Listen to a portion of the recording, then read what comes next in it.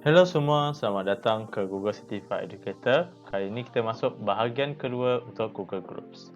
Ada 3 tajuk lagi yang tinggal, mari kita belajar. Baik, kita ada group members, group manager, group owner. Group owner siapa yang buat group tu? Group manager kira dalam ketua dekat dalam group tersebut lah. Samalah juga dengan group owner. Beza group owner dengan manager adalah owner yang buat group tersebut. Asas dia lebih kurang sama. Dan juga group member kita boleh ahli di dalam group tu lah. Kalau kita nak baiki apa-apa ketetapan di dalam group tersebut, biasanya group manager dan juga group owner. Mudah saja kita add members, masukkan Gmail members kita dan juga manager kita. Biasanya manager, ketua panitia ataupun guru kanan mata pelajaran. Untuk bahagian subscription, kita ada each email. Setiap apa berlaku conversation di dalam kumpulan akan dihantar email melalui Gmail.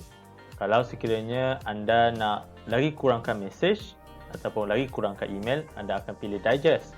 Digest ni dia akan hantar satu email ada 25 message dekat dalam tu. Kalau abridge lagi kurang lah, ataupun tak nak email langsung pun boleh. Saya tak nak email yang banyak masuk, jadi saya untuk subscription saya tukar kepada abridge. Cara post to group ialah tekan new conversation, typekan subject, typekan apa message kita, macam kita type email. Setelah selesai kita boleh tekan post message. Tunggu sekejap, dah siap.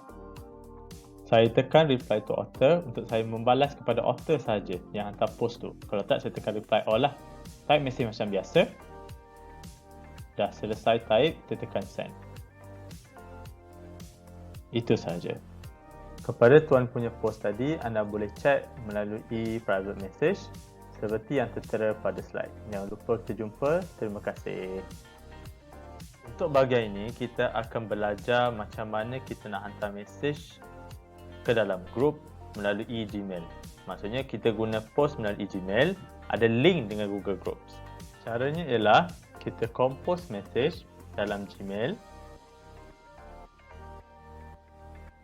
type message kepada Gmail untuk group kita discussion, type message macam biasa, macam kita type dalam email.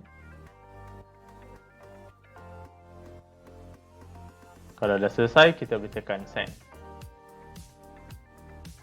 Mudah kan? Tahniah, anda dah selesai dalam group. Kita jumpa dalam video yang seterusnya. Bye-bye.